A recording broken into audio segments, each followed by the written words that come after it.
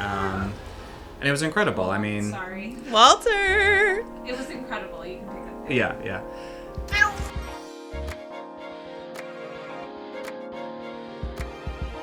Hi folks, my name is Brisa Areli Muñoz, and I'm the Director of Artistic Innovation and Emergent Magic at MTF, and we're fast forwarding to a future where artists are valuable stakeholders across every sector in society.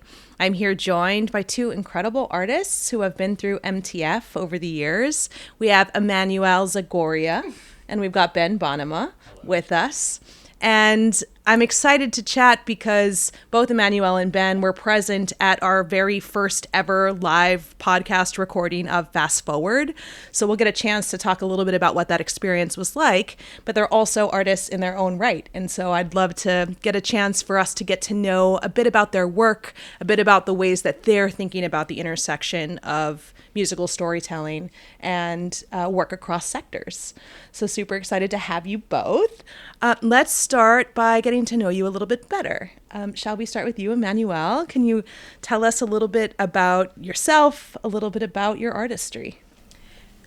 Sure, that is a tall order, but I will try. So I'm French Australian. I moved to New York just over 3 years ago. I was in Paris for 20 years before that. I write experimental music theatre, so I've come through like a whole bunch of different things, like physical theatre, and then jazz singing, and then free improvised singing, and then musical theatre, straight musical theatre, like performing, and then all of that has come together. Oh, and then research. I did this like political science studies because I was like, I want to write political musicals, like let's learn how to research this. And so all of that has come together now, where I'm like, let's explore sound and make it entertaining and find a story and sing and dance and say interesting things. I love it. So good. So right. Feels so right for MTF, actually.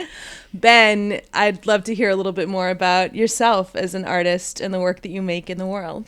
Yeah. So I grew up in the Seattle area, came to New York in 2010, so coming up on 16 years, which is wild. And I started off primarily as a musical theater writer, as a composer, then got into lyrics and book writing, then plays, then, trying my hand at musical TV pilot, screenplays, and then my latest thing, I will have my queer sci-fi novel will be published by HarperCollins in about a year. Yes! So incredible! And they're announcing it probably like a couple days after this episode comes out, so I won't give any details yet, but...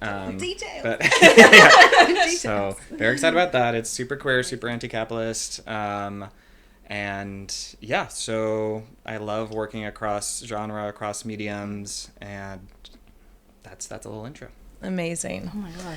Yeah, I've mentioned this in some other episodes, but MTF has just revitalized our mission statement to really center the intersection of healing, justice, and radical imagination. And it feels like that's so much of the work that you all do. And we're also really excited about centering artists and supporting creators that are not just, sticking to one discipline, but actually are multi-hyphenates who are like constantly curious about the ways to extend their artistry. And something I noticed when we were on our way here was, oh my gosh, we've got Ben, who's really an OG kind of founding member of the factory. And then we've got Emmanuelle, for whom your journey started with us this year as we've launched some of these brand new programs. So it's like totally different perspectives coming to the table. I'd love to start with Ben about what it was like in those OG days. Oh, yeah. So... I mean, I don't think the origin story has been told on the pod since this is only, an early episode. Yeah. So, Shakina, our original founding artistic director, emailed a bunch of people way back when being like, hey, I got a temporary lease to this black box theater that's in the back of a hardcore gay bareback porn studio. And, what year was this? 2014. Yes, yeah. And like, do you want to come help build a theater with me inside? And we're like, of course. So, and by build, it was like literally build. Like we put up mirrors, we were painting, we did everything, and it was incredible. I mean, we were all making work and volunteering for each other's work. yeah, there was a lot of exciting programming. Like there was the 4x15s, and so What does I that got. mean?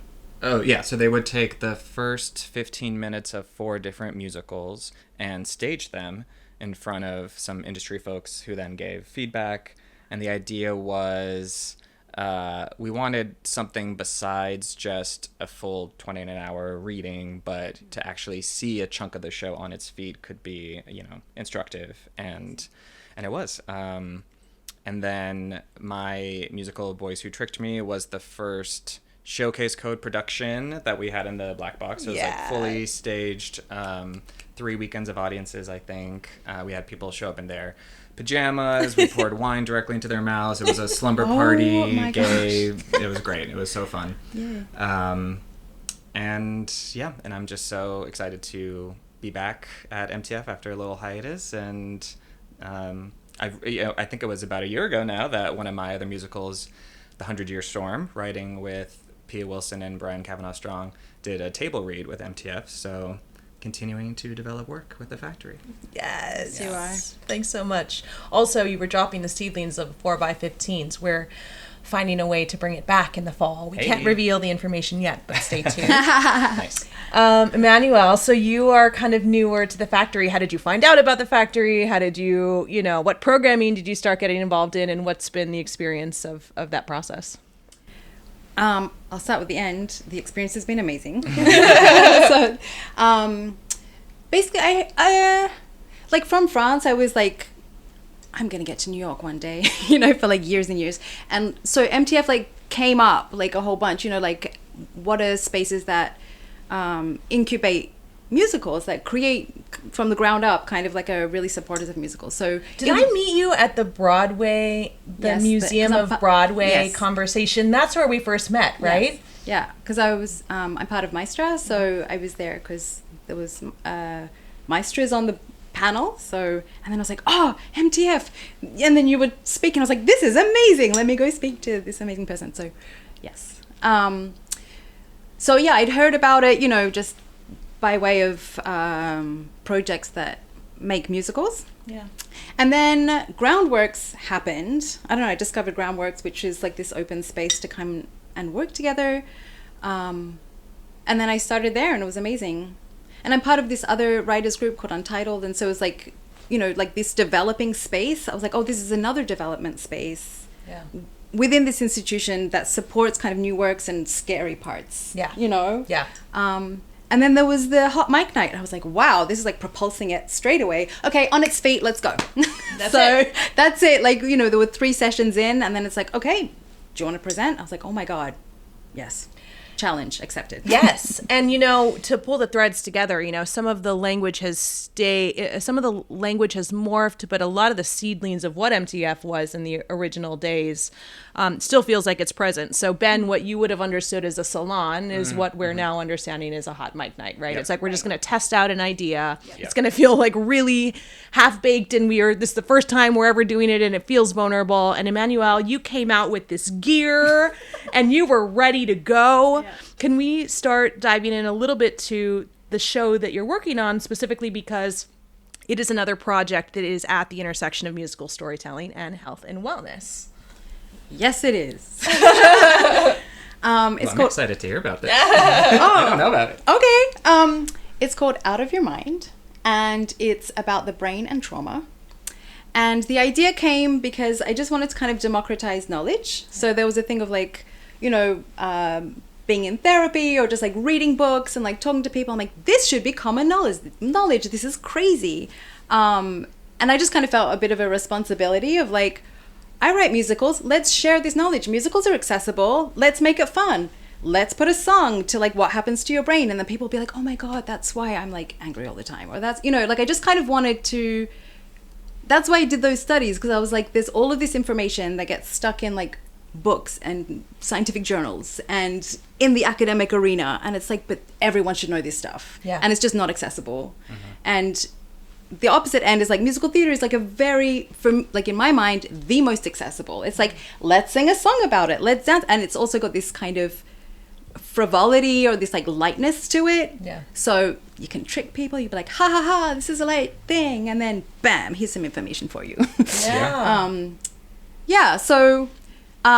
it's transformed into a dance musical. So first of all, it was just about the different parts of the brain, like rational brain. I just narrowed it down. There are many parts, but rational brain, negative brain, and positive brain. And they're all very separate on their separate tracks, and they're all kind of competing for your attention, which is true. We have all of these like voices in our heads, and they are very different.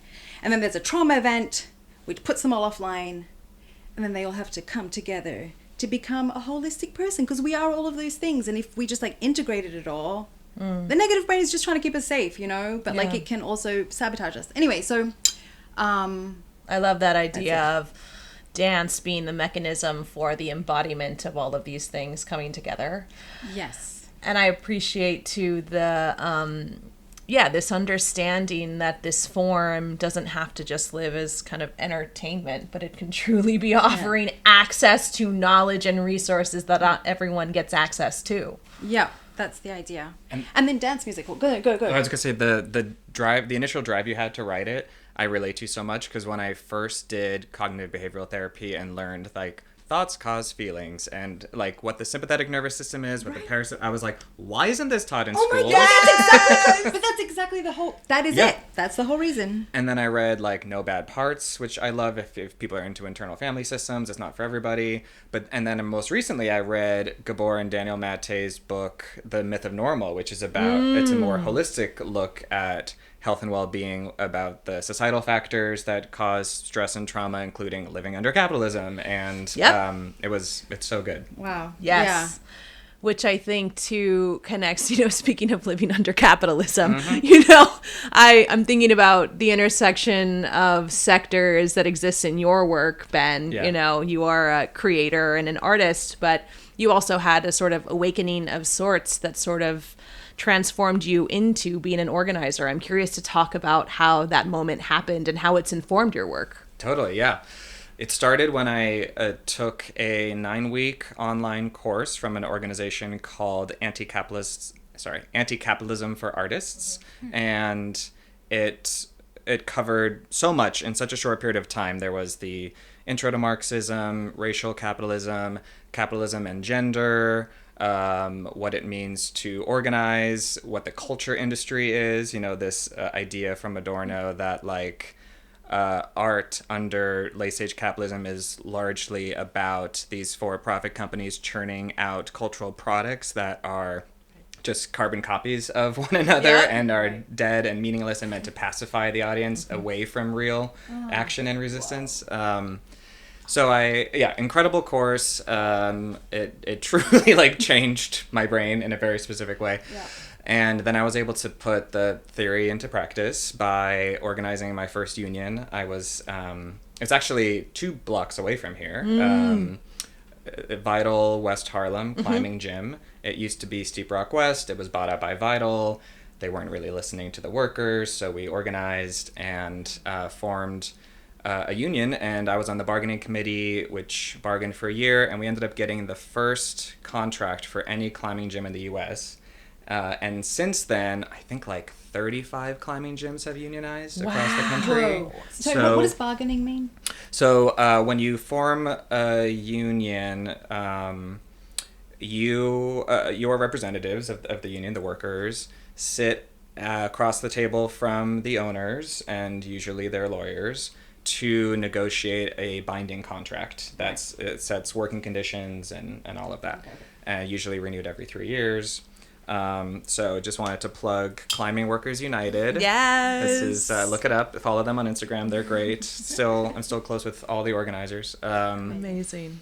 And then as far as it informing my work, kind of once I had this mental shift, it really put the function of creating art for me in perspective.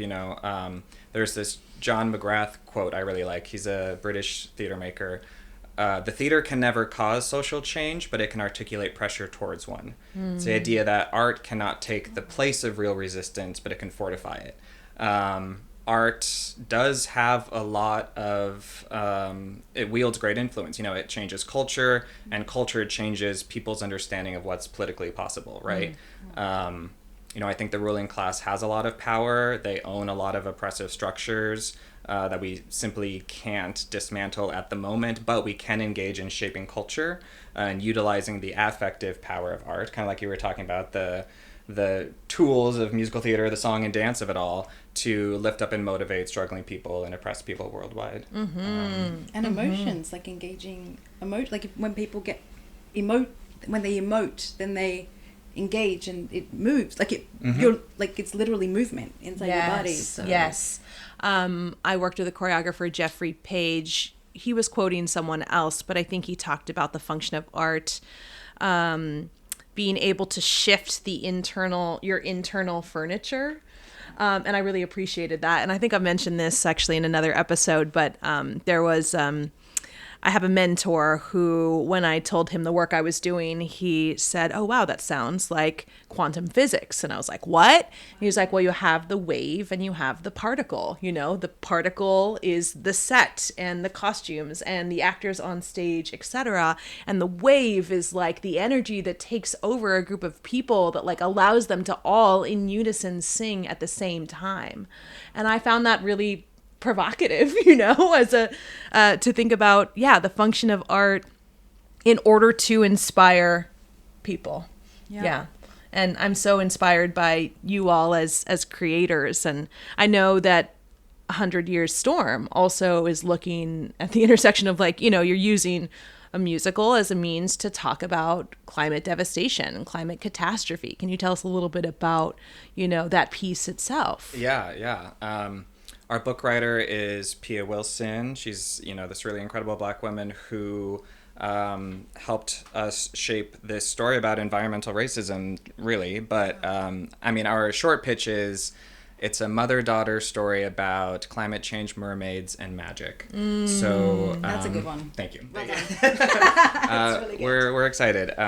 So yeah, it's a story about this working class community on the edge of environmental devastation, and the mayor who is in the pocket of the local oil corporation, as you so often see, like in Cancer Alley, the neighborhoods that are disproportionately affected by pollution are almost always Black and brown communities. And it's about collective, the power of the collective. You know, the young girl who's the protagonist has to go from thinking an individual hero is what we need to the hero being the group, the collective. So at the end, spoiler, but the townspeople kind of take over corporate housing as a means of, because their town is destroyed by 100 Year Storm, and they decide that this, like, occupying this corporate property and organizing together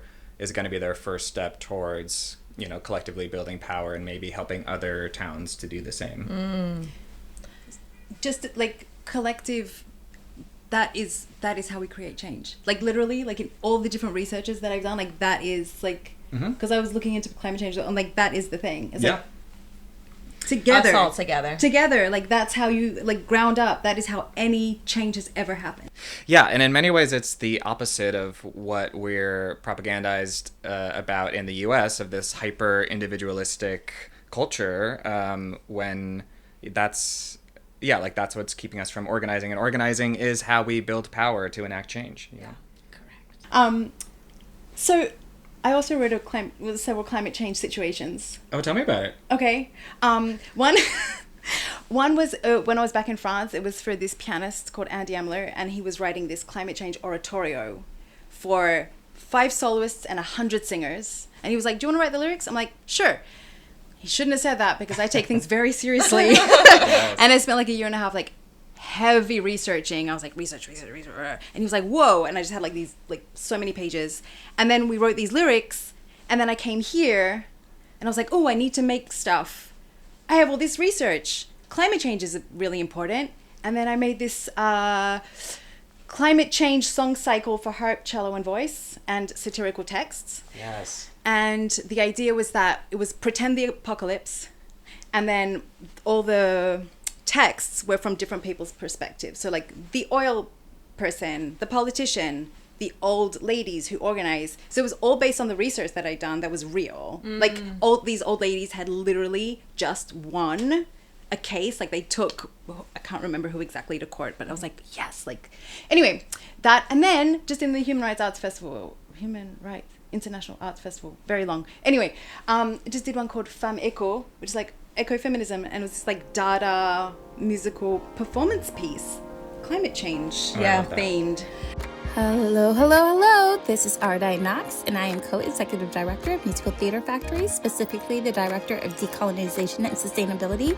And I am coming at you to remind you to subscribe to The Vibe. The Vibe is to get all of the information you could possibly desire about the Musical Theater Factory community. We let you know what our artists are doing in the world. We let you know what they're doing in our home, in our community base, and it has lots of tips and tricks and links to help you further your career, whether you're a director, an actor, a writer, or just an audience member who wants to stay plugged in. If you want to be tapped into all things amazing in New York, especially within MTF, subscribe to The Vibe. What I find so interesting is, like, again, Fast Forward was created with this idea that we're trying to understand like the function of art across all these different sectors. We've talked about health and wellness. We've talked about organizing. We've talked about climate collapse. This is why it's so exciting to be in conversation here. You all were also present at the event itself, the very first one we had ever done, where we were featuring Mercedes, the case study created by Modesto Flaco Jimenez. And I'm curious about what your experience was like on the inside of it as someone who was present and is also geeking out about these things yourself. I'm curious to hear from you all. Yeah. I mean, first I was struck by the personal connection. You know, my grandmother on my dad's side passed away with Alzheimer's, and when I was a kid, my dad would make me, or would have me, like, record my little piano compositions on cassette tapes, and then we would mail them to her in Minnesota, and apparently she would, you know, just light up and become vocal in a way that she wouldn't otherwise when she heard the whole family, you know, but me playing piano, and so that, like, immediately was that connection of, like, music and art when it comes to memory loss, and but also what came up a lot, and probably no surprise, was just the limits of what we can do within a for-profit healthcare industry, you know, like when we talked about social prescribing and how difficult that can be. But it's like, you know, in our current economic system, society is not oriented towards the health and well-being of its population. You know, it's purely the profit-driven. So that's just, like, again and again coming up against that and thinking, you know, I just recently read this great book called Socialist Reconstruction, and it was like, you know, Marx doesn't typically like to imagine what post-revolution life might look like, but as an exercise, we want to look at the various industries of a post-socialist revolution to help us imagine what it might be. And it was great. Yeah, it's like you can actually read about what it might be like to use our current resources and infrastructure, but put it towards people's health and well-being, you know. Oh, really? What an idea. Yeah. What a concept. Oh my goodness. Not just making the billionaires more money. Yeah, totally. Oh, I appreciate it. Yeah, I also, you know, the whole reason why this was created was because we wanted to find ways to create real action steps. And I think I was struck by that conversation around the barriers and the challenges. And I think that I hoped that we would be able to ask a question that felt bite-sized enough that we could feel like we did it by the end of this conversation. But I think that realizing just how thorny this is and recognizing that, like, by having a platform where we can be sharing that this is the question that we're still asking ourselves was the thing that really struck me. It's like, okay, there are still more questions to interrogate around how we make social prescribing more accessible to people, but also to be clearer about the function that arts organizations can play in providing services and get compensated for it. That is still a huge fascination of mine, and it's something that came up, and I think there were a lot of desires to understand what that could look like, and still I think a lot more work to be done, which left me really intrigued and inspired to keep doing the work, you know? I'm curious, Emmanuelle, what it was like for you.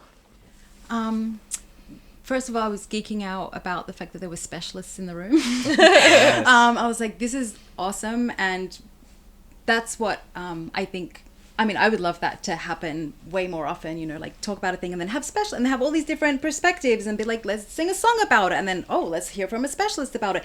And then someone who's like literally living in that situation, and just to have this kind of intersection and democratization of information, and to like take out the separateness of all of it.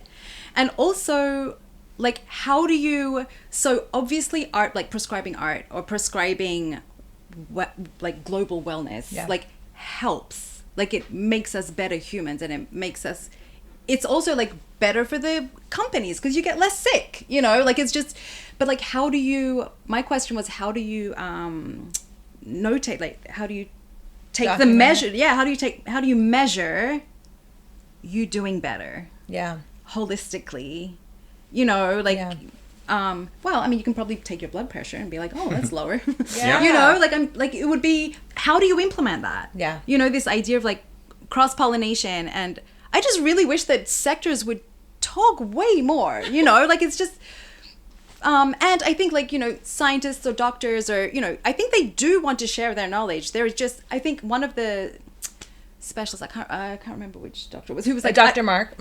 Yeah, probably. Who was like, I don't know how to reach you, like how to, artists are in their bubble also, you know, like how to get out of our bubbles without it being weird, you know, like, hello, I'm an artist, you're a doctor. I think that like the necessity of creating the container and the regularity and the frequency of us coming all together, I think is the possibility here, you know, and this was just the beginning. And I'm very curious to understand, you know, our task is to kind of look at lots of different sectors. And I imagine that all of this will become data to say, oh, okay, we're learning so much more about what it means to unite in this way. What is the evolution of this program that allows us to dive deeper or perhaps create those spaces more regularly so that we stop being so siloed and find ourselves, you know, invested in each other's success, you know? Also, I think part of the success of that event was also your amazing theater games. Do you know what I mean? Like you literally, theater. It was so cool. You broke the ice. You made it super fun. And then, you know, we learned all of these things. It's like, let's write a poem about it, you know? So I think also like making it fun, because, you know, otherwise it's like a symposium about art and, you know, art and health. And then you're like, yes. Great. And my master's degree is in applied theater. You know, talking about the brain and all that stuff. My undergrad degree was also in neuroscience. So like when we're talking about all I didn't know that. Yes, totally. Oh, no. How embarrassing. I'm doing a brain musical. And you're like, it's not called the brain. You're in the perfect place. Like, no, you're in the perfect place. But, you know, I got this master's degree in this form because I had gotten these undergrad degrees and I was like, oh, what do they have to do with each other? And then, you know, someone came to me and was like, have you ever heard of applied theater? And it was back when I was, you know, 21 when I learned about Augusto Boal and theater of the oppressed and all of these techniques and these strategies that can allow theater to be a tool for so much more than just entertainment. Oh my God, you're doing the same thing. Yes, no, exactly. This is all of us in our own ways. And so what I felt so excited about the event was it was the first time within this long history of MTF, which has already been rooted in, you know what I mean, the liberation of peoples. It was the first time that I got to offer these strategies holistically to an audience. There have been times throughout the course of facilitating programming that, oh yeah, we'll find a way for folks to pair share and have a conversation with a partner, or, you know, the reason why my title has the language emergent magic in it is because similar to the OG salons where it just kind of felt like magic when someone would just like write something on the train and then just present it and everyone felt wowed by it. I was curious in like bottling that magic, and at the end of many of our events, especially like hot mic nights, there's an opportunity where we pull up a musician and we pull up, you know, a poet or a lyricist and we say, let's make something, you know, from the words of the entire audience and like make it here and now. There's no other way this could be made except with all of us being present. So that DNA was already there in its inception. I was finding ways to sprinkle it in to programming, but Fast Forward was the first time where I could say from beginning to end, I am creating an applied theater session where I think the first activity was like, pair up with a partner and share the story of your name. Mm-hmm. Right. And then Dr. Mark, I think, posed like we got to know each other. It was like, raise your hand if, and we asked questions to kind of like build, you know, solidarity as a group. What are the roles or relationships we share? How many people in the room are educators or artists or physicians? I remember Dr. Mark saying how many people have been touched by dementia, and every single person raised their hand. Yeah. By offering these activities that like slowly but surely allow people to build relationships with each other, to build up to feeling brave enough at the end when I said, cool, now we're going to make this 4 stanza poem, you know, where we're going to identify 4 poets in the room and everyone's going to brainstorm a whole bunch of words and phrases. You all were the ones actually that took on the call of like, I'm going to distill all these words and phrases and I'm going to turn it into a stanza of the future we want to see. I feel so grateful. I feel so seen in your awareness of the function that those activities can play in creating a culture and a spirit of collaboration. You know, this is something that, also, you know, just means so much to me. And I'm excited that Fast Forward continues to reveal about the power of theater, you know, beyond just what we understand it to be and mean. Yeah, I was amazed by that. Yeah. Yeah, I just had one other thing to say about social prescribing, which if the listeners aren't familiar with the term, and correct me if I'm wrong, is the idea that a doctor can prescribe music or dance therapy, you know. That's right.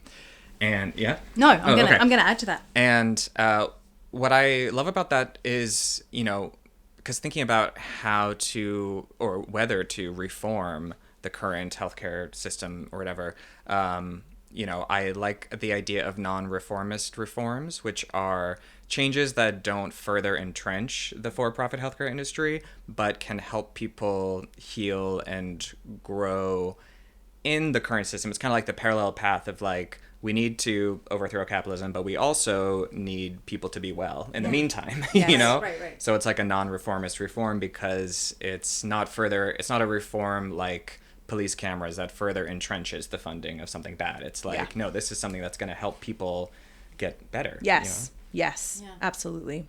I just wanted to add a thing about you said applied, they can prescribe dance. Dr. Vanderkolk, who's like the one who wrote The Body Keeps the Score. Mm-hmm. So he's like, there are quotes of his during the musical. And he talks about prescribing dance and prescribing yoga. Yeah. And in his town, he said they prescribed, like, if an underage kid gets, you know, goes to court for doing a misdemeanor or whatever it is, they'll get prescribed to do Shakespeare. So that prescribing dancing, I was like, oh, dancing and being with people is one of the number one ways of moving through trauma. Mm. And then I kind of geeked out about machines, and I got a machine called the SP404 to make beats and samples. And I was like, oh, I want at least one. Yeah, I want a song to make beats. And then I was like, oh, but dancing moves trauma through the body. Why don't we make a full musical where we can just dance to the whole thing? Then I can just like make beats for the whole time. Yes. But it's also like, so people can buy like a dance ticket and just like dance the whole time. Oh, cool. So there's like, you can dance the whole way through. So it's like musically challenging, but like for there to be a beat the whole way through. Or you can just sit and watch and go, yeah, I should work on that. So I love it. As we wrap, I want to take a moment to give you both an opportunity to share, you know, what it feels important to share with a wider audience about the work that you're still doing that feels important for you, but also what are the ways that if you'd like to connect with folks that they can reach you. So Ben, maybe we start with you and then we can bounce to Emmanuelle. Yeah, I mean, you can, I guess, find me on Instagram if you want at Ben Bonnema. How do you spell Bonnema? Bonnema. But yeah, no, I'd love to talk a little bit about Theater Workers for a Ceasefire, which I'm involved with. And so it's a solidarity formation, meaning that we're largely led by the calls of Palestinian orgs like the Palestinian Youth Movement or BDS National. I'll read our mission statement real quick. Yes, please. Theater Workers for a Ceasefire exists to organize U.S.-based theater workers in solidarity with the people of Palestine. We aim to use our bodies, minds, and talents in pursuit of a comprehensive ceasefire, which we understand is merely the first step among many in realizing a free Palestine. And we recently came out with a statement called What We Mean by Ceasefire, because for the 3,800 people who have signed our statement, our initial statement, it makes clear that the ceasefire itself is only the beginning. Yeah. You know, we need obviously unconditional aid, an end to the apartheid system, the end of the illegal occupation, and ultimately a right to return and self-determination. Yeah. So yeah, we have done teach-ins. We just did a big event called Solidarity Fest, where we had some incredible speakers, including Robin D.G. Kelly and Rashid Khalidi. We actually had a contingent this afternoon at the ICE out of, the anti-ICE protest. And we do a lot of work with PACB. So maybe I'll take a minute to talk about PACB. Please. Yeah. For those who don't know, PACB stands for the Palestinian Campaign for the Academic and Cultural Boycott of Israel. It's inspired by the South African anti-apartheid movement. So it's a form of nonviolent direct action meant to end all forms of complicity with apartheid Israel as the most meaningful form of pressure to compel it to comply with international law. Basically, it's asking us all to do no harm in the Palestinian liberation struggle. And it's endorsed by virtually all major Palestinian orgs. And it's important to note that the boycott targets complicity and not identity, institutions and not individuals. And, I think we've seen a lot of theaters who think they can get away with just programming Palestinian work and then say, okay, I've done my due bit, I can wash my hands of it. But they've not actually divested from companies or other cultural institutions that profit off of the genocide of Palestinian people. So, in much the way that theaters are often called to clarify their commitments with anti-racism statements, anti-sexual harassment statements, land acknowledgements. Yeah. Committing to PACB is another way of indicating that, artistic possibility can only begin where occupational violence and oppression end in both word and deed. Yeah. So it's meant to really be a material strategy of solidarity that artists and theaters can uphold. Yeah. Thank you so much for sharing it. We're so grateful to be able to platform this work. It feels so important, especially for an organization that's committed to the intersection of healing and justice and radical imagining. And thank you for your work. We are in solidarity with you. We are in solidarity with the movement. And the work that you have done has also inspired me to think about how we might bring multiple stakeholders to the table who are also organizers, who see musical storytelling as a valuable tool for getting this message spread. So thank you so much for being that kind of spark that's also lit in me towards having this conversation as we continue these fast forwards. Thank you so much, Ben. Yeah, thank you. And Emmanuelle, thank you so much for being on this journey with us, diving into MTF. Head first. What more do you want to share? Is there anything else you want to share about your musical, or how people can get in contact with you, or anything that you're leaving with that you want to share before we end our time together? I don't want to share any more about my musical. Yeah. Because I think I've spoken about it. Yeah. And also you can just find out about it. But you can find me on Instagram at Emmanuelle Zagoria, or Spell website. it. Oh my goodness. EMMANUELLE It's very long. But one thing that I don't know, just like a thought, I'm rereading The Artist's Way right now. Anyway, so a thing of what I see most is looking after yourself and then also looking after others. And a way to do that is to do art. And this idea of creativity, it's Howard Becker wrote this amazing article that creativity is siloed, but it isn't.